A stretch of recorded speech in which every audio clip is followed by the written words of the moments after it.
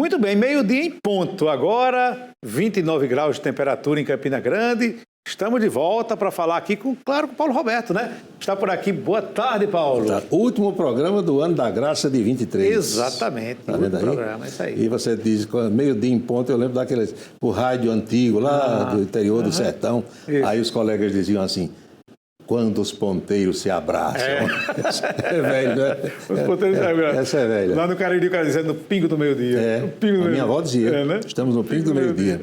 Eu vendo agora essa matéria, essa mensagem, que chegou aqui, que a Anchieta apresentou, alguém disse assim: Campina está muito violenta. A gente diz isso porque escuta as outras pessoas falar. Mas o correto é, o povo é que está violento. A cidade é calma, é tranquila, a cidade está aí para receber todo mundo, né? É como tem gente que diz assim, a estrada está tão violenta, a estrada é perigosa, mas não é violenta. O povo é que não tem cuidado, né? O povo é que não tem cuidado. Exatamente. Então, na minha concepção, a cidade não é violenta, é o povo que está violento, infelizmente. Verdade. Pois bem, e o pacote de Haddad, hein? Sim. Lá na década de 70, tinha o pacote de Abril, lembra? Ficou famoso, no tempo do regime militar. Isso. Agora saiu o pacote de Haddad, que ontem a gente não esmiuçou ainda direitinho aqui, porque tinha acabado de sair, ninguém entendia nada, mas a medida provisória já está publicada, viu? E quando uma medida provisória é publicada, ela passa a vigir imediatamente, tem força de lei. Claro que o Congresso tem 120 dias para votar, senão ela caduca, mas as decisões governamentais estão postas e a repercussão não é muito boa, não. Pelo menos, alguns congressistas se pronunciaram desde ontem, repudiando as ideias do ministro Haddad e da sua equipe, e também o setor empresarial, não está gostando nada, principalmente aqueles 17 setores. O relator, o homem que cuidou dessa proposta de prorrogação da desoneração, todos nós sabemos que é o senador paraibano Efraim Filho. E ele falou sobre essa história. A ação da medida provisória, ela contraria uma decisão do Congresso Nacional, tomada por ampla maioria em ambas as casas. Certamente enfrentará resistências desde a sua largada. Já encaminhamos ao gabinete do ministro da Fazenda o sentimento de que o ideal é que essas propostas venham por projeto de lei, até mesmo com urgência constitucional, porque dá prazo e tempo para que o diálogo possa acontecer, porque a insegurança jurídica também é outro problema da medida provisória. Como é que o empreendedor brasileiro irá se portar? Dia 1º de janeiro está batendo na porta. Ele vai seguir a regra da medida provisória ou da lei aprovada pelo Congresso, recentemente publicada no Diário Oficial da União? Para evitar essas dúvidas e questionamentos, o melhor caminho é que se possa fazer por projeto de lei as propostas que o governo deseja encaminhar ao Congresso Nacional. Não é fácil, não. Meu amigo. Não é fácil porque no resumo da ópera é o seguinte, é que a medida provisória desmancha o que o Congresso fez, e por ampla maioria. E isso, claro que tem uma repercussão imediata. Agora, tem um lado bom e tem um lado ruim. Tudo tem dois lados, né? Duas versões. Dizem que alguns congressistas estão reclamando porque querem que o governo chame para negociar, para aprovar a medida provisória. Aí o lado bom para eles. Para eles. E o lado ruim para nós, para o povo. Tem uma deputada gaúcha chamada Anne Ortiz.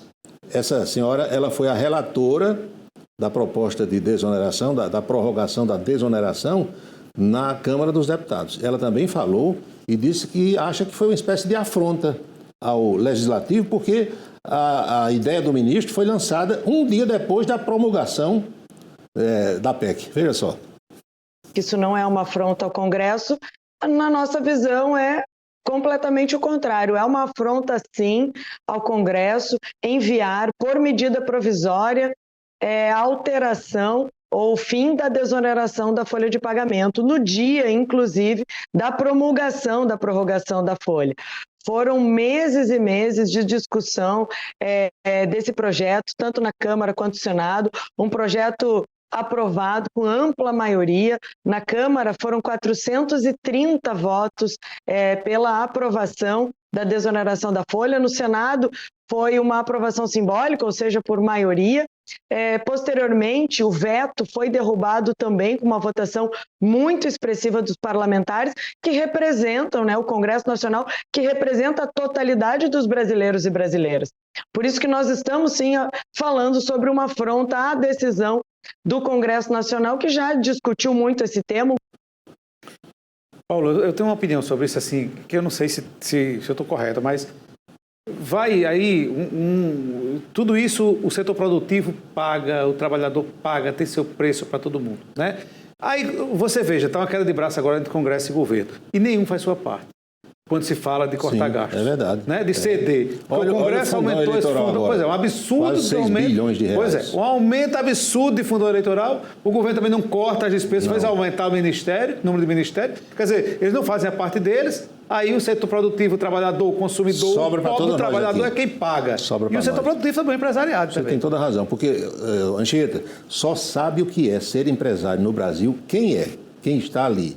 Muita gente não tem noção. Acha que empresário, todo ele é um sonegador, é um cara que não gosta de trabalhador. E não é isso. Nós precisamos ter os patrões. Se não tem empresário, não tem quem empregue as pessoas. Tem que ter. Agora, quem vive no mundo empresarial sabe da dificuldade que é hoje. Muito complicado. Várias questões colaboraram para isso. Veio a pandemia, mas mesmo sem a pandemia, a concorrência do e-commerce, do comércio eletrônico. Então você hoje tem uma loja, um pequeno negócio, você fica o dia todo ali esperando cliente. Tendo ou não tendo cliente, você tem que pagar suas obrigações. Não tem jeito de adiar, não é assim? É verdade.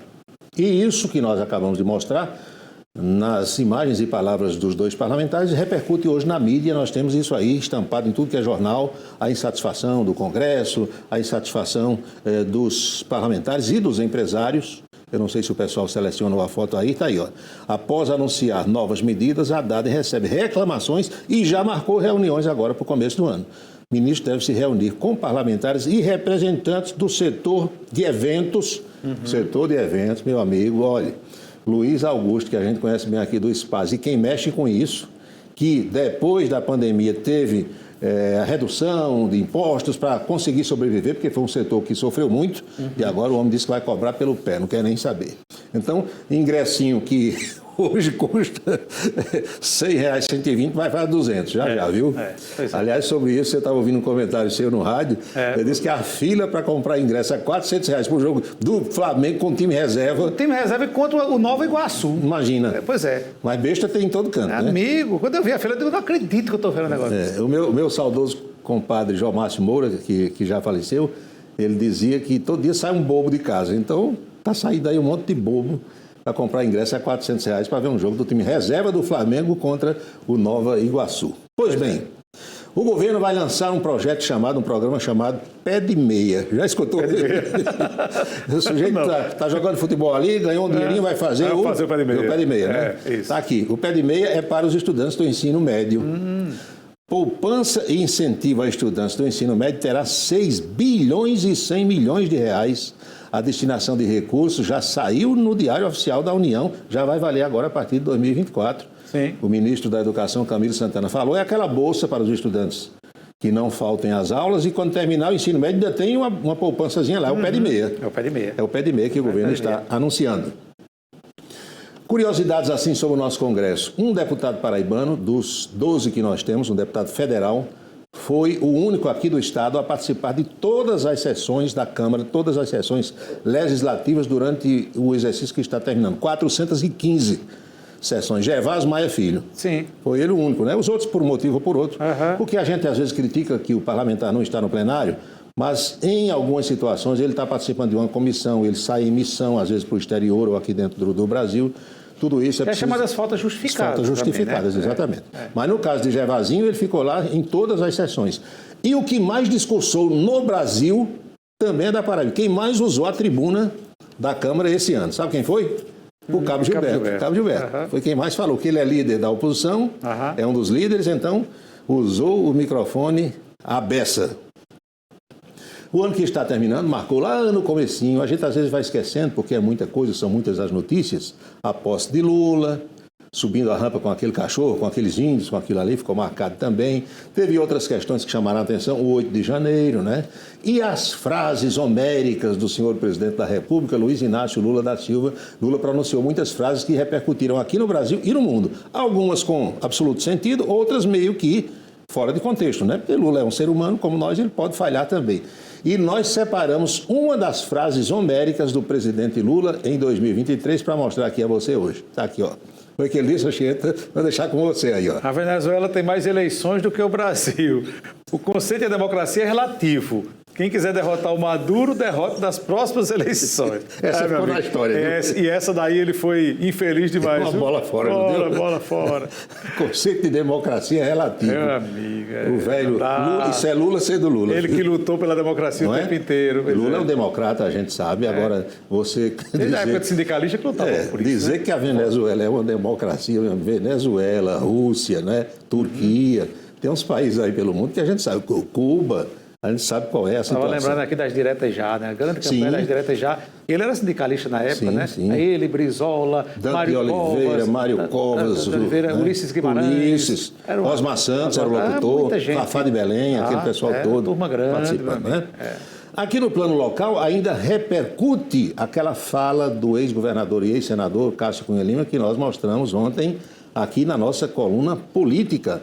O prefeito Bruno Cunha Lima, quando visitava ontem a obra de interligação do Parque do Povo com o Parque Evaldo Cruz, foi perguntado sobre a fala de Cássio e ele disse que Cássio tem toda a razão. Presta atenção.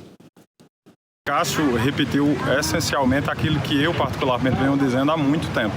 Time que joga unido ganha unido.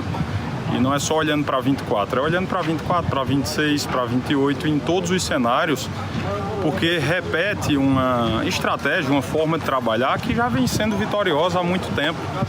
E, de fato, o time de Romero, que é o meu time, que é o time de Pedro, é o time de Cássio, é o nosso time, que é quem governa Campina comigo, que é quem venceu as eleições com a gente em 2020, que é quem venceu com ele em 2016, é aqui que Romero tem não só perspectiva, é aqui que ele tem garantias, inclusive, de que tem fidelidade, de que tem apoio. Então eu concordo com o Cássio, acho que esse processo de união é todo nosso, referendo àquilo que eu digo, time que joga unido, ganha unido.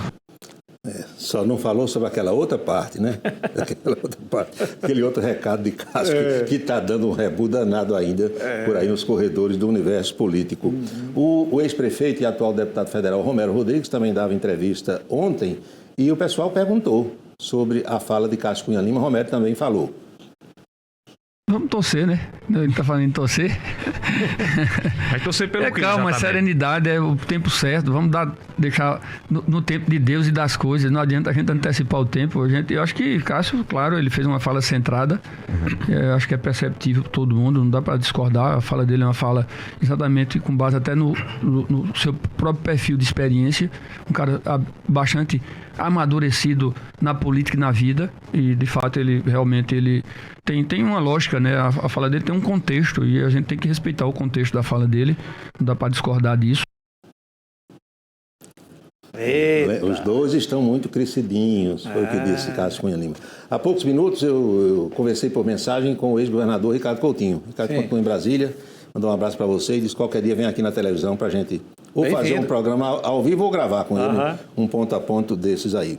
A boca maldita de hoje, a última do ano, vem também dessa fala do ex-senador e ex-governador Cássio Cunha Lima. Ontem nós repercutimos aqui o pensamento da senadora Daniela Ribeiro, mas hoje quem vem à boca maldita é o pai dela, ex-prefeito, ex-deputado, ex-secretário Enivaldo Ribeiro. Enivaldo dá razão a Cássio no que Cássio falou em relação aos ex-prefeitos todos, incluindo ele, e impiedosamente revela o seu conceito sobre o prefeito de Campina Grande, Bruno Cunha Lima. Presta atenção.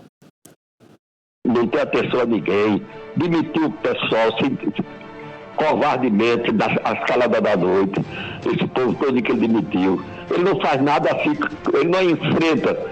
Quando ele tirou o pessoal nosso da prefeitura, que entrou do tempo de Romero, ele não conversou com nenhum da gente. Tentamos, Daniel tentou falar com ele, Aguinaldo tentou falar, mas ele não atendia ninguém. Ele não atende ninguém, não. Ele é um cara extremamente orgulhoso, acha que foi ele quem elegeu ele, foi ele só. Por isso que Cássio está falando essa história aí, que ele tem que entender que a eleição dele depende desse pessoal todo. Mas ele não acha isso, ele acha que foi ele mesmo, a condição dele. Mas é isso mesmo, eu acho que eu não gostei de falar disso, sabe por quê? Porque quem está vendo é o povo, rapaz, o povo todo está vendo o que é que ele está fazendo em Campina Grande. É bronca, meu amigo. É bronca. Cássio demorou a falar quando deu essa entrevista, incendiou o universo. Tocou fogo mesmo. Tocou fogo, ele né? entrou como incendiário, não como bombeiro, E né? vai ser assim, viu, Anchieta, até outubro do ano que vem. Pois Até é. outubro. Meu amigo, lembrar que hoje não temos o ponto a ponto. Porque temos o basquete, A transmissão né? do basquete, né? Unifacisa aí, Francisco Cerrado. Cerrado, que lá de é Brasília. do Brasília, É de Brasília. Planalto Central. Pois é.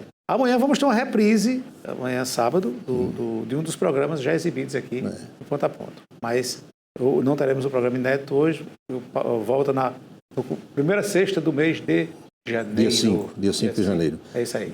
Véspera de Dia dos Reis. Não é? Exatamente. E a reprise de amanhã vai ser com o vice-governador Lucas Ribeiro, que foi o programa de estreia nessa volta, nessa atual temporada do Ponto a Ponto, né? Exatamente. Chieta, saúde para todos nós.